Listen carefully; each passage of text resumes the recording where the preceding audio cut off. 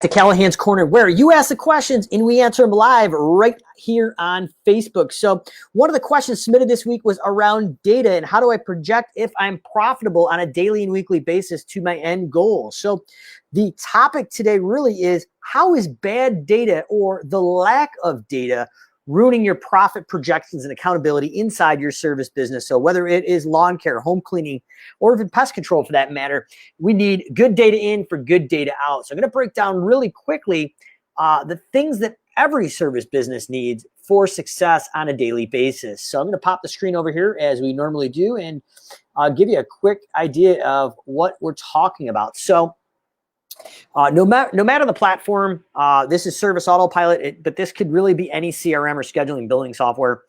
In a bare minimum, you really want to be able to have the ability for a mobile for your crews to clock in and clock out of the drive time, and especially at a bare minimum each job.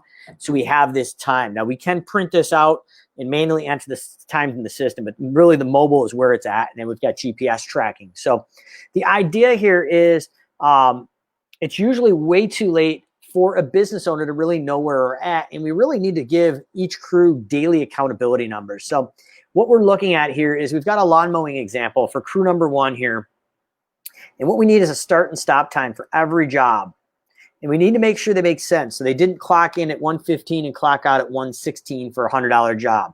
So do they make sense? Do we have start and stop times for every job? Next thing is, do we have budgeted time for each job, which we do.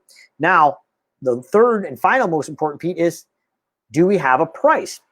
So actually this jumps out at me. So this job here has a $0 value. So my guess is that in this test account, when this job was set up, it was an installment job and they did not put the price and budgeted time for each job under the installment, which needs to be in there. So these are data points that we really, really need to get into. And where this is all coming from is Simple Growth just launched our version 2 of KPI that has all automated job costing, daily reports, weekly reports, and then end of the year, how much you should raise your price on average based on your hourly goals.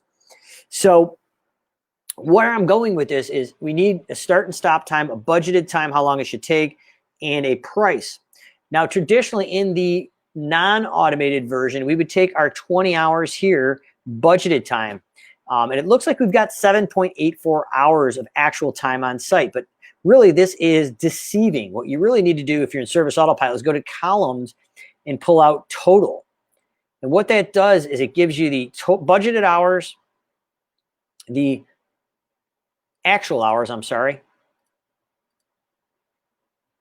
So 20.10, we actually worked 15.68 hours on site, and it was 7.84 hours times 2, which gives that 15.68. What this doesn't take into account for most people don't realize is your shop time, the drive time from your shop, and the drive time through all these 8 or 9 accounts, and then back to the shop. So that's additional non-billable drive time as far as an efficiency that we want to be able to track. That's a whole different conversation I'm not going to get into, but the idea here is, if we had 20.01 hours, we would go in and plug that in here. And if this crew started at 7 a.m. and they got done at, let's say, 4 p.m., we've got a 9-hour day, half-hour lunch. So what happens here is, now that we've got these numbers in here, and let's make this a 2-person crew. We had gross hours at 18. We subtracted out the lunch. So we've got work hours, payroll hours of 17 hours, and we budgeted for 17. We're 3 hours under budget. So basically what this 117 is telling us is that we were 17% under budget. Now that looks really deceiving, but the way we built the math is that we were 17% under budget.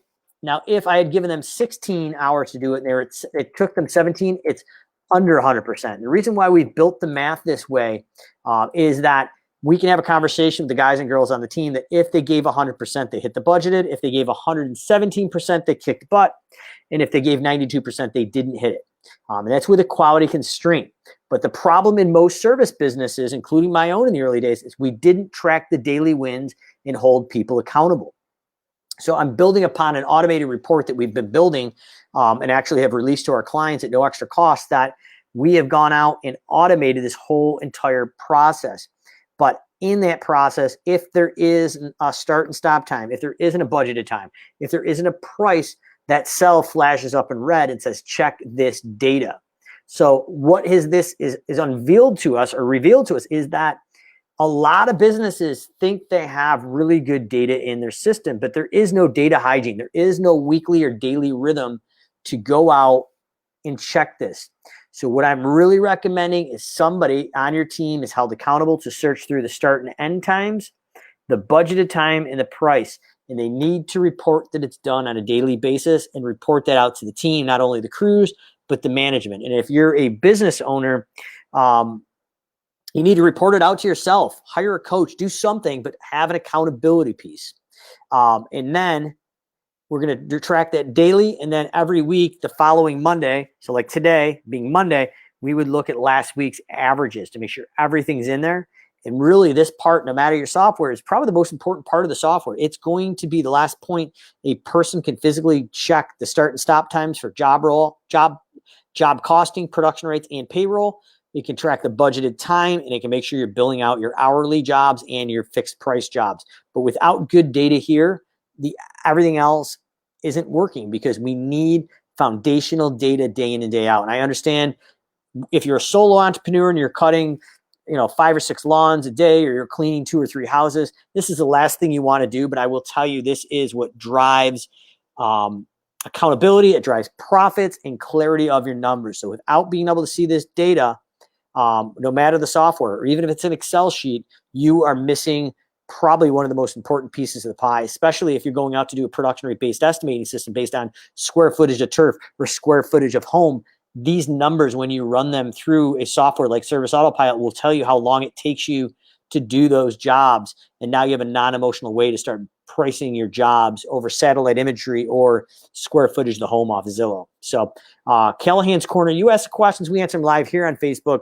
But if you don't have these numbers every day and have them without a doubt that are like they're in concrete, they're right, start and end times for each job, budgeted time, and a price, the clarity for you to go out and scale your business and have a profitable business is literally you're playing Russian roulette with your business and financial future. So if you're not doing it, you need some help doing it.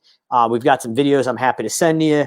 These are the foundational things for success in your service business that I highly suggest you take a look at if you don't have built in right now. And if you do have built in, sweep back and take a look at it, because I will tell you that there was more than a few people that had glaring red boxes of missing or bad data that they thought was okay because they weren't checking it on a daily cadence and summarizing it weekly. So these are the keys to success in a service business, to have non-emotional benchmarks of success and what's expected with a quality control piece as well. So Callahan's Corner, you ask questions, we answer them live right here on Facebook.